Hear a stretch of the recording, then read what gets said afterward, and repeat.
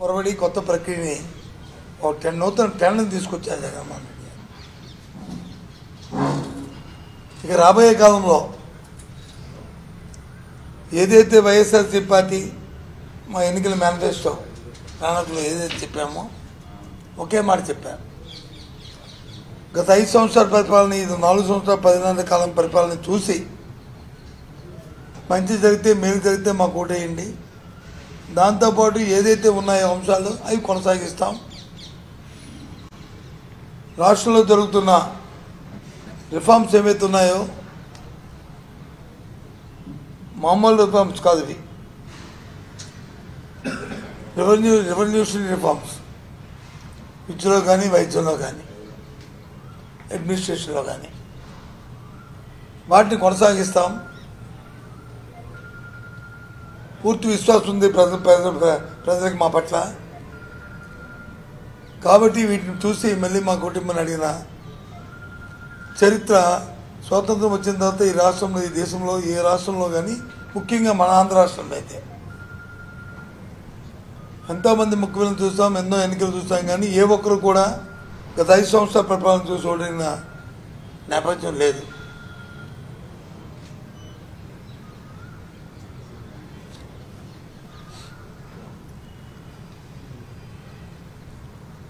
ఇది అందుకే చెప్పాం. ఎందుకంటే జగన్మోహన్ రెడ్డి గారు ఆలోచనప్పుడు కూడా ఏదైనా కార్యక్రమాన్ని తలపెట్టినప్పుడు క్షుణ్ణంగా దాన్ని అధ్యయనం చేసి పరిశీలించి అది మంచి మెలు అంటే ప్రభుత్వానికి ప్రజలకు వస్తుందంటేనే ఆ నిర్ణయం తీసుకుంటారు. ఒకసారి తీసుకున్న తర్వాత మళ్ళీ వెనకడుగు వేయడం అనేది చాలా కష్టం. ఎక్కడో 1-2 అంశాల్లో సందర్భాలు తప్ప.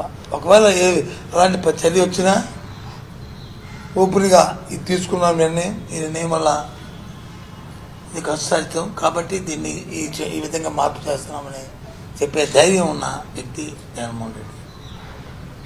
అందుకే ఆయన మేనిఫెస్టో విడుదల చేసినప్పుడు ఆ మాటను చెప్పారు.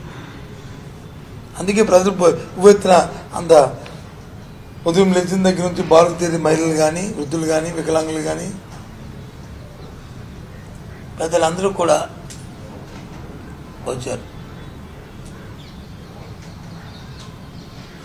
24ని రేపు జూన్ 4వ తారీఖు నాడు ఓట్ల లెక్కింపు అవుద్ది. జూన్ 9వ తేదీ నాడు విశాఖపట్నంలో మళ్ళీ గౌరవ ముఖ్యమంత్రిగా, ఈ రాష్ట్ర ముఖ్యమంత్రిగా ఆయన ప్రమాణ స్వీకార మహోత్సవం అంగరంగ వైభవంగా విశాఖపట్నంలో జరుగుతున్న విషయాన్ని, ఈ నేపథ్యంలో టెంటివ్గా జరుగుతున్న విషయాన్ని మీ ద్వారా తెలియజేస్తున్నాం. జరగాలని కోరుకుంటున్నాం.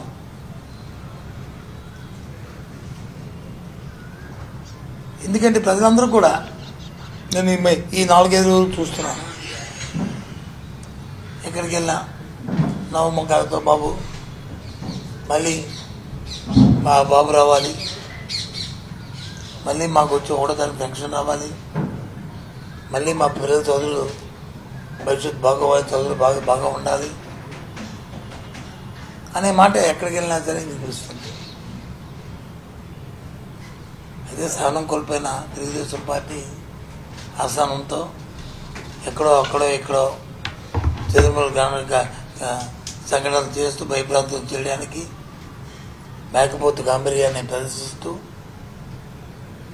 చేస్తూనే మనం చూస్తున్నాం. ఆ నేపథ్యంలో ఇందాక గవర్నర్ గారిని కూడా చెప్పడం కూడా జరిగింది. ఎందుకంటే వాళ్ళు అడిగారు నన్ను చాలామంది, సార్ మీరంతా ధైర్యంగా ఎలా మీరు చెప్పగలుస్తున్నారని చెప్పి ఒకరిద్దరు క్వశ్చన్ చేశారు. ఎస్, గత చంద్రబాబు నాయుడు పరిపాలన మనం చూసుకున్నప్పుడు ఏ సందర్భంలోనైనా నాకంటూ చెప్పుకునే ఒక అంశం కూడా ఆ పరిపాలన లేదు, ఎప్పుడు కూడా పాజిటివ్ లేదు.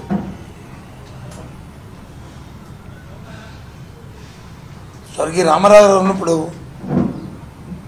ఒకసారి మేము చూసిన రాజకీయాల్లో అలాంటి పాజిటివ్ వైబ్రేషన్ ఆల్ట్ వైబ్రేషన్ 83లో ఆయన గెలిచిన తర్వాత ఆయన 85లో జరిగినప్పుడు కానీ వచ్చింది. ఆ తర్వాత నేపథ్యంలో మళ్ళీ స్వర్గీయ రాజశేఖర రెడ్డి గారు 2009లో వచ్చింది గవర్నమెంట్ పాజిటివ్. దానికంటే ఎక్కువగా ఇలాగ ఎప్పుడు చెప్తుంటారు జగన్మోహన్ రెడ్డి గారు, మా తండ్రి అడుగు ఒక అడుగు వేస్తే నేను 2 అడుగులు ముందేస్తాను. ఈ అంశంలో కూడా 2 అడుగులు ముందేసి ప్రజలకు చేరువై ప్రజల ఉదయాల్లో గూడు కట్టుకుని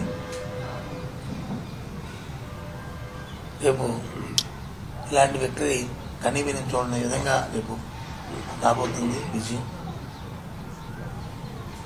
ఏదైతే మా టార్గెట్ 175, 170 ఉందో దాని దగ్గరలోనే విజయం రాబోతుంది. టెంటేటివ్గా జూన్ 9వ తేదీ నాడు విశాఖపట్నంలో అంగరంగ వైభవంగా అక్కడ ప్రమాణ స్వీకారం మహోత్సవం జరగబోతుందని తెలియజేస్తున్నాం. జరగాలని కోరుకుంటున్నాం. ఇంకేమున్నాయా? ఓకేనా? అదే చేయో మీరు పవర్లో ఉన్నారు, టీడీపీకి పవర్లో ఉన్నారు, అయినా కూడా మీ మీద దాడులు జరుగుతున్నాయి. మేము మీ అధికార మీద కావచ్చు, అభ్యర్థుల మీద కావచ్చు, వాళ్ళ ఫ్యామిలీ మెంబర్స్ మీద కూడా దాడులు జరుగుతుంది పల్నాడు లాంటి ప్రాంతాలు. మీరే వెళ్ళి గవర్నర్ ఫిర్యాదు చేసినటువంటి పరిస్థితి ఎలా చూడాలి? ఏంటి మేము సమన్వయం పాటిస్తున్నాం కాబట్టి మా లీడర్ కానీ మా పార్టీ కానీ ఈ వైలెన్స్ ఒక పిలిపిస్తే అసలు ఏమీ జరగవు, అన్నీ ఆగిపోతాయి, 1 నిమిషంలో ఆగిపోతాయి. కానీ రేపు రాబోయే ప్రభుత్వం మళ్ళీ మాది. మళ్ళీ అంటే ఇలాంటి హింసల్ని మనం ప్రేరేపించడం తప్పు, మంచి సాంప్రదాయం కాదు. చట్టాలు చేతిలో తీసుకోవడం మంచి సాంప్రదాయం కాదు అనే ఆలోచనతోనే, దూరదృష్టితోనే ఉపేక్షిస్తున్నాం. లేకపోతే ఏముంది, ఎందమ్మంటే అందమ్మా, మీరు చెప్పినట్టు అధికారం ఉంది పేపర్ అని మేము కానీ తయారవుతే అయిపోయాయి. కానీ మళ్ళీ మేము ప్రభుత్వాన్ని నడపాల్సింది మేము, ముందు నడపాల్సింది మేము, అభివృద్ధి చేయవలసింది మళ్ళీ మేము. కాబట్టి అలాంటి కొద్దిగా సమయం పాటిస్తే, ఒక 4-5 రోజులు సమయం పాటిస్తే అన్నీ సర్దుపోతాయి. అప్పుడు తోక ముడిచి మళ్ళీ పిల్లల్లాగా మళ్ళీ వాళ్ళే పారిపోతారు.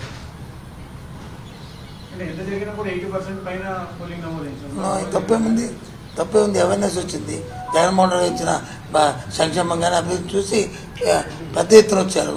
జగన్మోహన్ రెడ్డి లాంటి వ్యక్తి కానీ నాయకుడు కానీ లేకపోతే మళ్ళీ మనకు కష్టాలు వస్తాయి, మళ్ళీ మనకు జన్మభూమి కమిటీ వస్తాయి, మళ్ళీ అవినీతి వస్తుంది, మళ్ళీ మధ్యవర్తులు వస్తారు, మళ్ళీ దోపిడీ జరుగుతుంది, మళ్ళీ పెద్దవాడికే అవకాశం వస్తుంది, అవినీతి పడికే మళ్ళీ ముందుకు వస్తాడు అనే దాంతో ప్రజలు ముందుకు వచ్చి అంతా వేశారు. ఇవాళ గ్రామాల్లో కానీ పట్టణాల్లో ఎక్కడ తాళాలు లేదే. సామాజిక ఎక్కడ ప్రతి వాడికి కూడా వాడికి ప్రభుత్వం ఆడి కళ్ళ ముందే ఉందే. అదే కదా కోరుకుంటారు ఏమైనా సరే. దాంతోపాటు ఇవాళ జగన్మోహన్ మెయిన్ నినాదం ఏంటి? సామాజిక న్యాయం. ఇవాళ ఈరోజు ఎక్కడ చూసినా సరే ఈ రాష్ట్రంలో ఎన్నో కులాలు, ఎన్నో మతాలు, ఎన్నో ఉన్నాయి, అందులో ఎన్నో ఉన్నాయి. అందరికీ సమాజంలో బాబాసాహెబ్ అంబేద్కర్ చెప్పిన ఏదైతే ఉందో ఆ సమన్యాయాన్ని పాటిస్తూ ఎక్కడ ఎవరైతే ఎక్కువగా ఉన్నారో, సామాజికంగా ఉన్నారో వాళ్ళని ఎంపిక చేస్తూ ఇచ్చిన నేపథ్యం చరిత్రలో ఎప్పుడు జరగలేదే ఈసారి జరిగినట్టు. రాజ్యాధికారం చేతిలో ఉంటే కదా మేము ఏదైనా ఆ సంబంధిత కుల వర్గాలకి న్యాయం చేయగలం, న్యాయం చేయగలరు అనేది విశ్వసించాడు జగన్మోహన్ రెడ్డి గారు. వాళ్ళ అధికారం వాళ్ళ చేతికి ఇస్తేనే వాళ్ళు ఆ వర్గాలకు న్యాయం చేస్తారు, వాళ్ళతో చేయించాలనేది ఆయన గట్టిగా నమ్మిన వ్యక్తి జగన్మోహన్ రెడ్డి. అందుకు ఇంత పెద్ద ఎత్తున జరిగింది.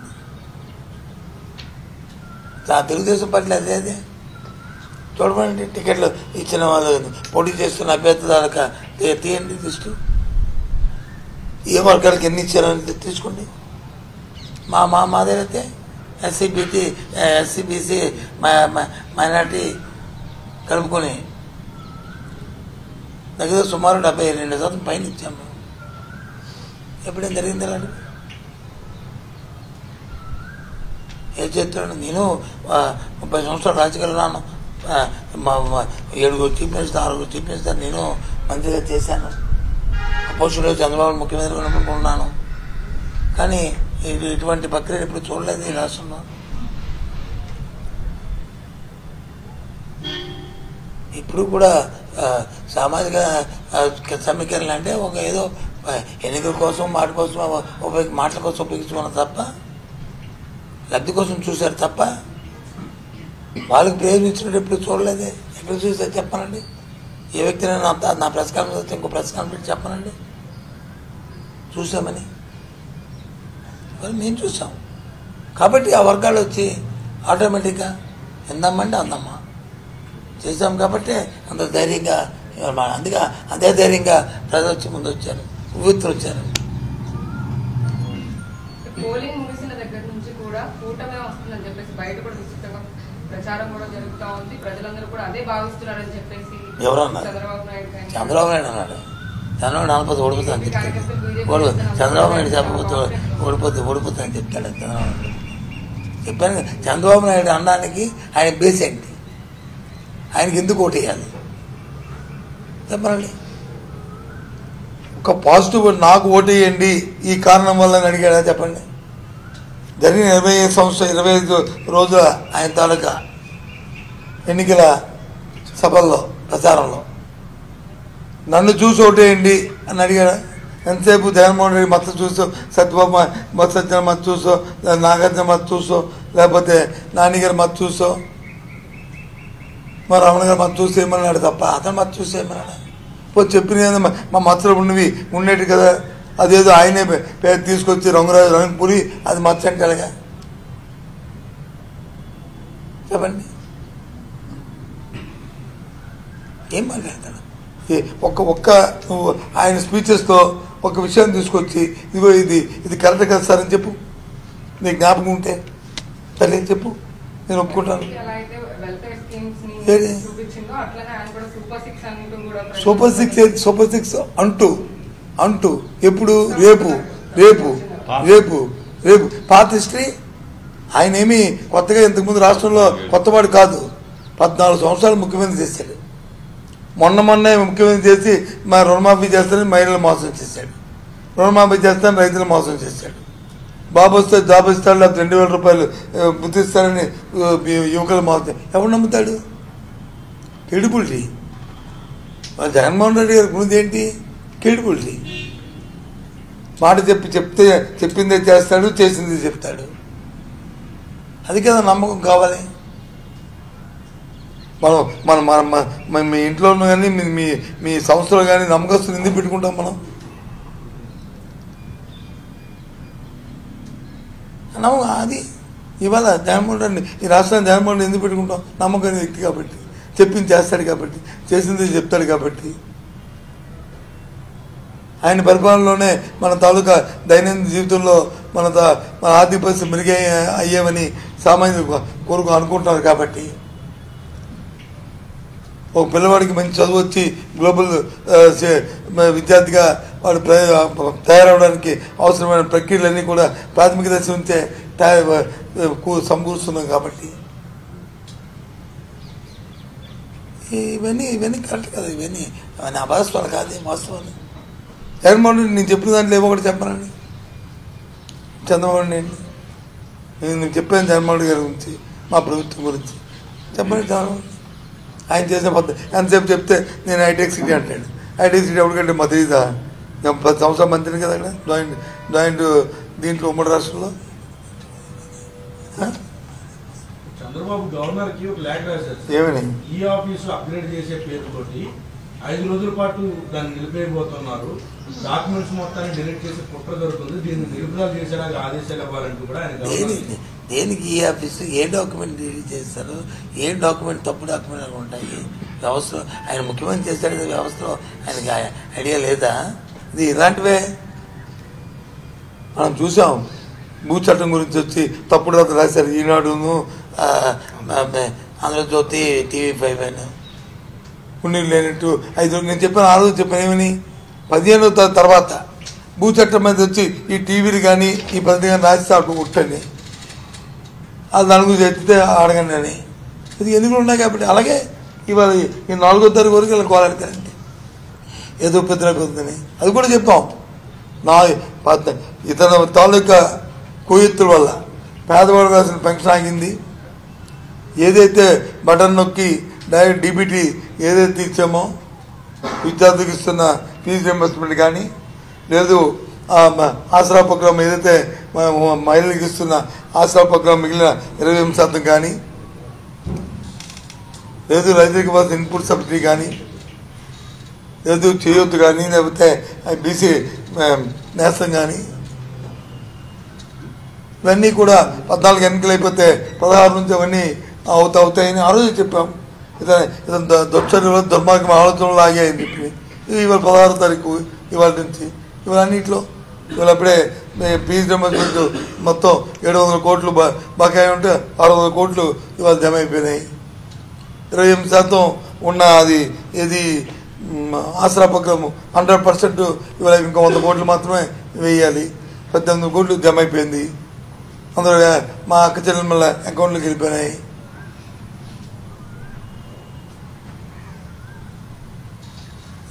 అలాగే ఇది రైతులకు ఇవ్వాల్సిన ఇన్పుట్ సబ్సిడీ కూడా కొంత రిలీజ్ అయిపోయింది. ఇంకొక 4-5 రోజుల్లో మొత్తం అన్నీ కూడా ఫినిష్ అయిపోతాయి, అన్నీ కంప్లీట్ అయిపోతాయి, అందరికి అందుతాయి. ఇది గవర్నమెంట్ తాలూకు కేడిపోటీ. ఇదే చంద్రబాబుని అయితే ఎన్నికలు అయిపోయాయి కదా, ఆ లోటు వేస్తే కదా ఇంకెందుకు వాళ్ళకి ఇవ్వాలి అని చెప్పి ఆ డబ్బు తీసుకెళ్ళి ఇంకొకరికి ఇచ్చేసుకుంటాడు. ఆడి తాపేదాలకి ఆ సామాజిక వర్గం కాంట్రాక్ట్కి వాళ్ళకి ఇచ్చుకుంటాడు. మేము లేదు ఇక్కడ మేము అది చంద్రబాబు నాయుడికి జగన్మోహన్ రెడ్డికి తేడా. మాట అంటే మాటే. ఓకేనా? Bye, see you. మళ్ళీ చెప్తున్నాను, జూన్ 9 tentative-గా